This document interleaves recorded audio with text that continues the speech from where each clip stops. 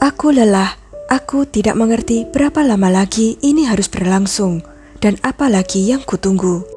Aku sangat mencintainya, aku mencintainya sepenuh hatiku. Aku masih terlalu muda saat itu, saat kami menikah, saat kami berdiri di depan altar, dan saat aku bersumpah di hadapan Tuhan bahwa aku akan mencintainya selamanya, dan hanya surga yang akan memisahkan kami. Kenapa aku tidak bisa menariknya kembali? Apakah aku harus menyiksa diriku hari demi hari hanya karena aku membuat sumpah itu? Aku sudah lama tidak mencintainya sama seperti dia tidak mencintaiku. Dia hanya mencintai dirinya sendiri, orang tuanya, dan anak kami. Tapi siapa yang mau mencintai aku? Di saat-saat putus asa ini, aku merasa bahkan Tuhan pun telah meninggalkanku. Bagaimana dia bisa memberikanku kepada keluarga ini yang bagi mereka aku bukan siapa-siapa, yang hanya ingat aku ketika mereka membutuhkan sesuatu. Summer, bersihkan ini. Summer, keluarkan sampah. Aku harus mengatakan pada Will semuanya, membawa anak-anak dan keluar dari rumah ini. Tapi siapa yang akan membiarkanku pergi? Terutama dengan anak-anak. Ayah Will bahkan tidak mengizinkanku meninggalkan rumah. Setidaknya, kuharap aku masih tetap hidup. Tulisan ini dibuat Summer Inman dalam buku harian pribadinya yang dia sembunyikan dari suaminya dan mertuanya. Buku harian ini adalah satu-satunya tempat di mana dia dapat mengekspresikan pikirannya dan tidak takut dihakimi atau bahkan dihukum. Pada tahun 1983 di Logan, Ohio, sebuah kota kecil di Amerika yang hanya berpenduduk 40.000 orang, didirikan sebuah gereja Injili baru bernama Tabernacle of Faith yang belum pernah ada di Amerika sebelumnya.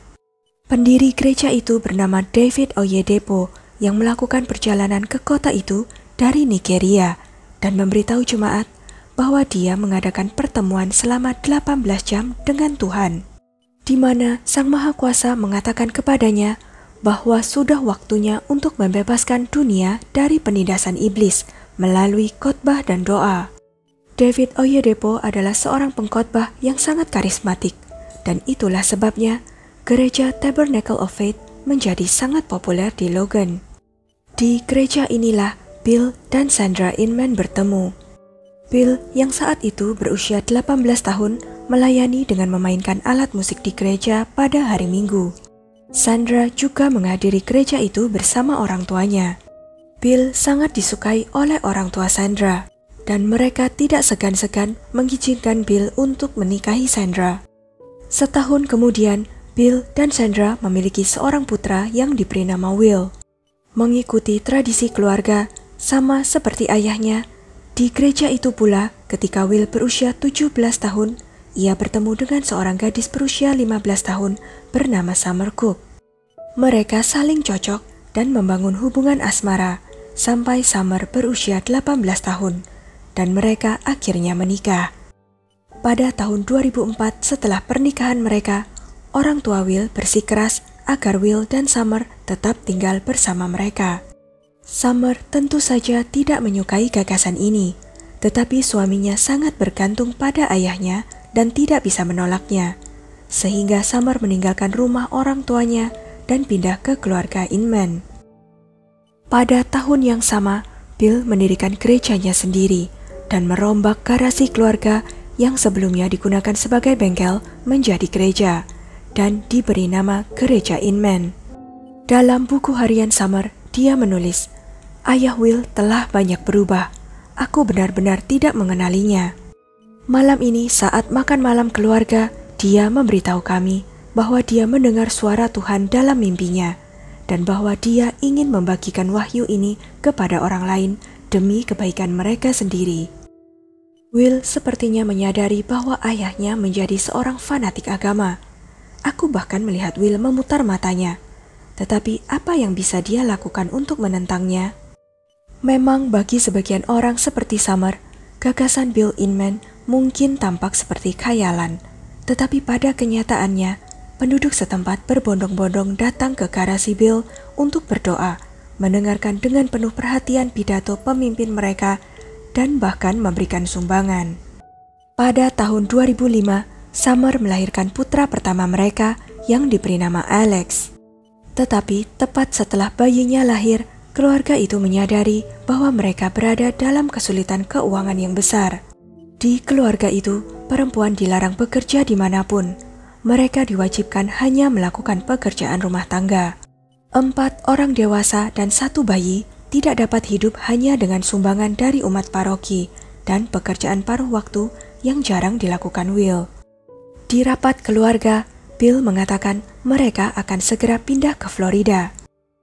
Di Florida, Bill dan Will akan bekerja di perusahaan konstruksi, sementara para wanita tetap tinggal di rumah dan membesarkan bayi Alex. Summer mencatat di buku hariannya, tidak banyak yang berubah dengan pindah ke Florida. Setiap hari, Bill dan Will berada di tempat kerja sepanjang hari, sedangkan Sandra dan aku tetap tinggal di rumah bersama Alex siang dan malam. Kapan Will akan tumbuh dewasa dan mandiri? Aku merasa aku sudah tidak sanggup lagi menunggu. Setelah beberapa lama, mereka memperoleh kenyataan bahwa di Florida tidak banyak uang yang bisa diperoleh. Bill memutuskan untuk kembali ke Logan. Tetapi karena tidak membayar pajak, rumah mereka di Logan disita, dan pengadilan menetapkan larangan untuk ditebus. Jadi mereka pindah ke sebuah rumah kontrakan di pedesaan Vinton, yang terletak tidak jauh dari Logan. Di sana, Summer melahirkan lagi 2 putri, Kelly dan Elena. Summer mencatat, kami masih belum punya uang. Will ingin aku melahirkan 12 anak untuknya. Aku terkadang tertawa di depan wajahnya, yang membuat dia tersinggung, dan bahkan terkadang berhenti berbicara denganku. Di tahun 2010, Bill Inman resmi menjadi pemimpin baru Tabernacle Church of Faith, dan bersama istrinya Sandra, mereka mendaftarkan sebuah organisasi nirlaba bernama Mercy Ranch. Sebuah ide cemerlang lahir di kepalanya. Mereka ingin membangun atas nama gereja sebuah rumah bagi para janda, yatim piatu, dan para tunawisma. Tetapi tentu saja tidak ada uang untuk ide tersebut. Namun, Bill sebagai pemimpin baru menemukan jalan keluar dari situasi ini. Ia mengadakan permainan lotre. Pemenangnya akan memenangkan $200.000 dan 99 orang sisanya akan menerima hadiah yang tidak kalah berharganya. Sedangkan sisa dana akan digunakan untuk membangun rumah impian Bill. Iklan tentang lotre ini ditayangkan di televisi dan radio, dan Bill sendiri pada awalnya bahkan mendatangi pintu ke pintu meminta warga untuk berpartisipasi dalam lotre amal tersebut. Hasilnya menakjubkan. Bill Inman berhasil mengumpulkan $1 juta. Pengundian hadiah utama dijadwalkan pada September 2010. Tetapi tidak ada pengundian yang dilakukan pada bulan September, sama seperti tidak terjadi pada bulan Oktober atau November. Bill Inman hanya menipu orang-orang yang mempercayainya, dan dia tidak berencana mengembalikan uang itu kepada siapapun juga. Selama periode itu, Bill mempekerjakan seorang pria bernama Adam Peters untuk mengurus landscape di properti mereka, serta pekerjaan rumah tangga lainnya. Adam melihat Summer sepanjang waktu dan mulai bersimpati padanya. Saat itu, Summer dan Will sudah lama mengalami krisis dalam rumah tangga mereka. Meskipun Summer telah menikah dan sudah mempunyai anak, Adam yang jatuh hati pada Summer tidak menyerah dan selalu memberikan tanda perhatian kepadanya. Setelah beberapa waktu berlalu, Summer mengajukan cerai. Dia membawa ketiga anaknya dan pergi ke rumah orang tuanya. Di sana, dia mendapat pekerjaan untuk pertama kali dalam hidupnya sebagai petugas kebersihan di sebuah bank. Sayangnya karena dia menikah dini dan pengurungan terus-menerus di rumah, Summer tidak mempunyai pendidikan dan tidak memiliki pengalaman kerja apapun selain membesarkan anak. Jadi, Summer tidak berharap untuk mendapatkan pekerjaan dengan gaji yang lebih besar. Bahkan di lubuk hatinya, dia sangat senang karena untuk pertama kalinya selama bertahun-tahun, dia merasa mandiri dalam banyak hal. Dan untuk pertama kalinya, tidak seorang pun menyuruhnya apapun. Meskipun Summer membenci Will, dia tidak keberatan ayah mertuanya menemui anak-anaknya kapanpun. Menurut pendapatnya, anak-anak membutuhkan ayah seperti mereka membutuhkan kakek nenek. Bill Inman, meskipun memiliki karakter tirani, memperlakukan cucu-cucunya dengan penuh kasih sayang dan kepedulian. Suatu hari di bulan Desember 2010, jurusita datang ke rumah Bill dan memerintahkan keluarga tersebut untuk meninggalkan rumah karena tidak membayar sewa. Summer mendengar akan hal itu, jadi dia berencana untuk pergi ke rumah Bill dan mengambil semua barangnya yang belum sempat dia kemas ketika dia pindah ke rumah orang tuanya. Namun Summer merasa takut pergi ke sana sendirian dan menghadapi mereka, jadi dia meminta Adam untuk menemaninya mengambil barang-barangnya. Ketika keluarga Will melihat bahwa Summer datang bersama kekasih barunya itu, mereka tidak memperbolehkan siapapun masuk ke dalam rumah. Mereka melontarkan segala macam makian kepada Summer dan Adam, serta mengancam bahwa semua barang milik Summer yang ada di rumah itu akan dibakar di halaman belakang.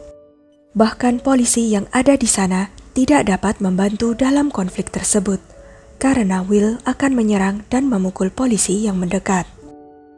Pada hari yang sama, Summer memutuskan untuk mengajukan laporan terhadap suaminya.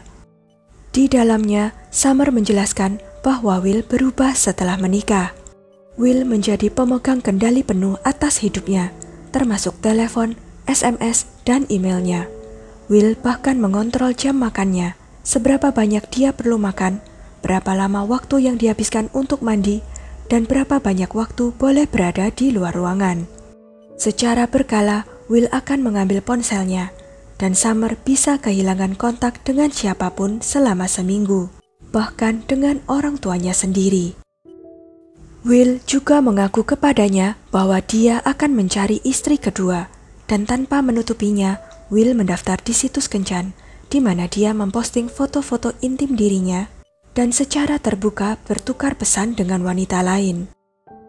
Di buku hariannya, Summer sering menulis bahwa dia ingin bercerai tetapi takut. Ketakutan itu dapat dimengerti.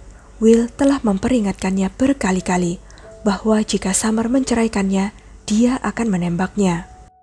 Ketika diinterogasi polisi, Will mengiyakan bahwa dia memang mengambil telepon istrinya, tetapi hanya agar Summer tidak berbicara dengan kekasihnya 24 jam sehari.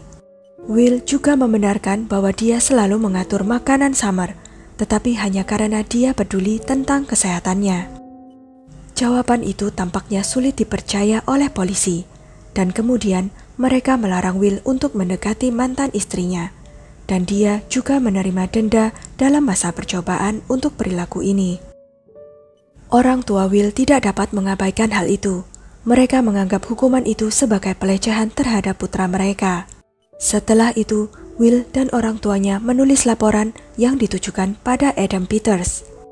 Dalam pernyataan mereka menunjukkan bahwa ketika Adam bekerja di rumah mereka, dia menunjukkan sikap ketertarikan yang tidak sehat pada anak-anak Summer, dan bahwa kehadirannya dapat berakibat buruk pada anak-anak. Laporan mereka itu tentu saja tidak dapat dikonfirmasi. Setelah itu, hal terburuk dalam hidup Summer terjadi. Menjelang tengah malam, tanggal 22 Maret 2011, Summer sedang menyelesaikan pekerjaannya di bank yang terletak di pusat kota Logan. Bank itu sendiri telah tutup saat itu, dan yang harus Summer lakukan hanyalah menyedot debu di ruangan itu dan membuang sampah. Summer sempat mengirim pesan kepada Adam, memberitahunya bahwa dia akan segera pulang. Namun, sudah jam 12 malam, Summer belum juga pulang, dan dia belum pernah terlambat pulang sebelumnya. Adam mulai menjadi sangat khawatir. Tidak ada yang tahu apa yang mungkin terjadi. Adam memutuskan untuk menemui Summer di tempat kerjanya. Saat itu di pintu masuk sudah terkunci. Tidak terlihat lampu menyala dari jendela, yang berarti Summer tidak ada di sana. Adam berjalan mengitari gedung, tetapi tidak melihat siapapun. Jadi kemudian dia pergi ke tempat pembuangan sampah di mana Summer biasanya membuang sampah yang menumpuk dari kantor sepanjang hari. Summer juga tidak ada di sana.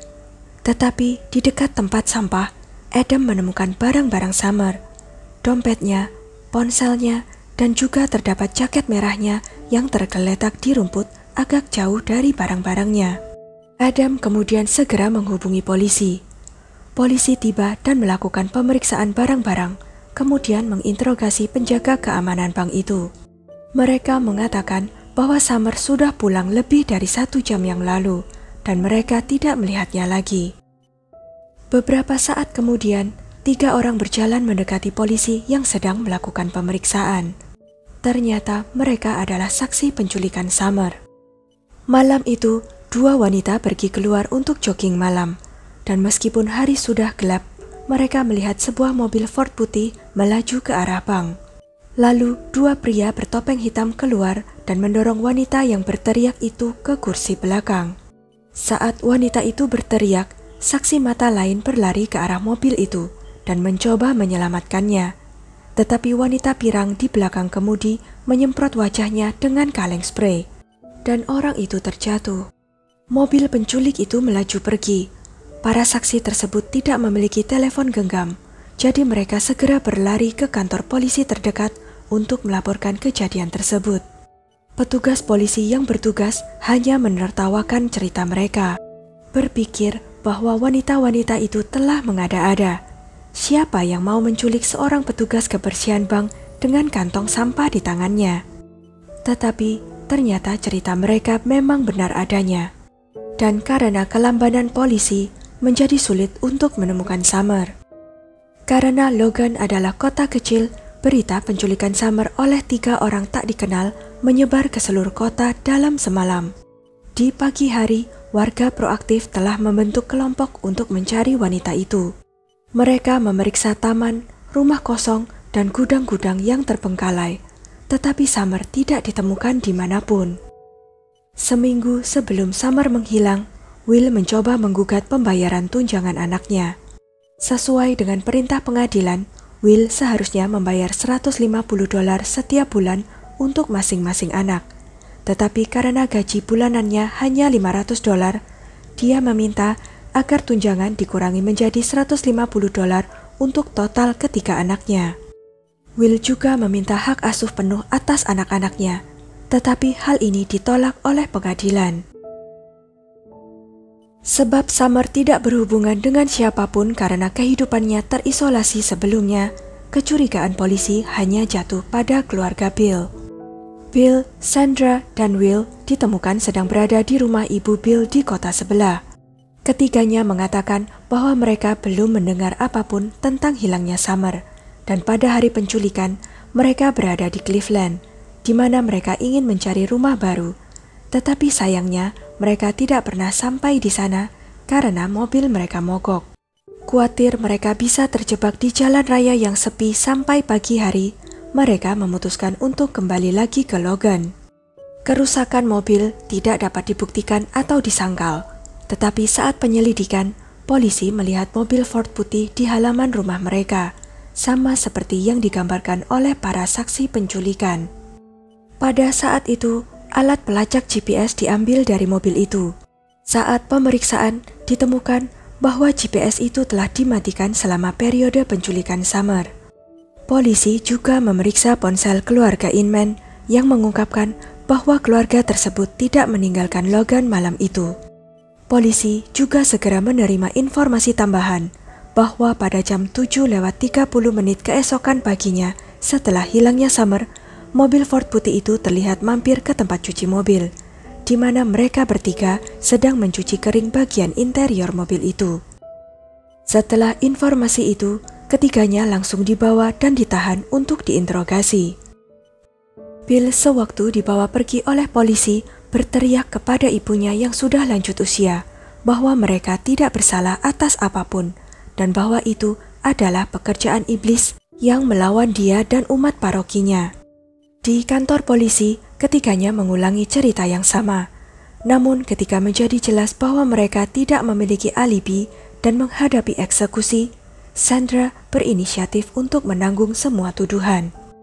Menurut testimoni Sandra, penculikan Summer adalah ideku. Aku sedang mengendarai Ford putih malam itu. tentu saja tidak satupun dari kami berencana untuk membunuh Summer. Aku bersumpah, itu adalah kecelakaan. Pada malam tanggal 22 Maret, kami berkendara ke bank tempat Summer bekerja dan menunggu lama sampai akhirnya dia menyelesaikan shiftnya. Sekitar jam 11 malam, kami melihatnya di dekat tempat pembuangan sampah dekat bank. Aku melajukan kendaraan ke arahnya, dan suamiku Bill dan putraku Will yang menyembunyikan wajah mereka di bawah topeng hitam mendorong Summer ke dalam mobil. Kami tidak punya niat untuk membunuhnya. Satu-satunya hal yang kami inginkan adalah dia membiarkan kami bertemu anak-anak, karena kami adalah keluarga mereka. Will, sebagai tindakan intimidasi, mengikat tangan dan kaki Summer dengan ikatan plastik agar dia tidak melarikan diri. Rupanya, salah satu ikatan yang dia kencangkan di leher Summer terlalu ketat. Summer mulai tersedak dan wajahnya mulai memerah. Will ingin memotong tali itu, tetapi dia tidak dapat menemukan pisau. Pisau yang kami bawa ada di bawah tempat dudukku, dan ketika Will menemukannya, itu sudah terlambat. Summer telah meninggal. Sandra kemudian menunjukkan tempat di mana mereka menyembunyikan jenazah Summer. Itu adalah lubang saluran pembuangan kotoran yang terletak di belakang gereja Tabernacle of Faith. Gereja yang sama tempat Bill dan Sandra pertama kali bertemu, dan kemudian Will dan Summer. Gereja tempat kedua pasangan itu menikah, dan tempat mereka telah berdoa dan mengaku dosa selama bertahun-tahun. Hasil otopsi mengkonfirmasi kata-kata Sandra. Summer memang meninggal karena sesak nafas. Tidak ada luka lain yang ditemukan di tubuhnya. Pada tahun 2012, pengadilan menjatuhkan hukuman penjara seumur hidup kepada Bill dan Will tanpa kemungkinan pembebasan bersyarat. Sedangkan Sandra juga menerima hukuman penjara seumur hidup, tetapi pengadilan mengizinkannya untuk meminta pembebasan bersyarat setelah 15 tahun. Mengapa demikian? Rupanya karena menurut kerabat, wanita di keluarga Bill tidak pernah memutuskan apapun. Seluruh anggota keluarga dengan patuh hanya menuruti Bill, dan jika itu adalah rencana kejam untuk mendapatkan kembali hak asuh dari anak-anak, itu pasti adalah keputusan Bill. Sekian kisah kali ini. Jangan lupa untuk klik like, share, subscribe, dan komen ya pendapat kalian. Sampai jumpa lagi di video-video selanjutnya.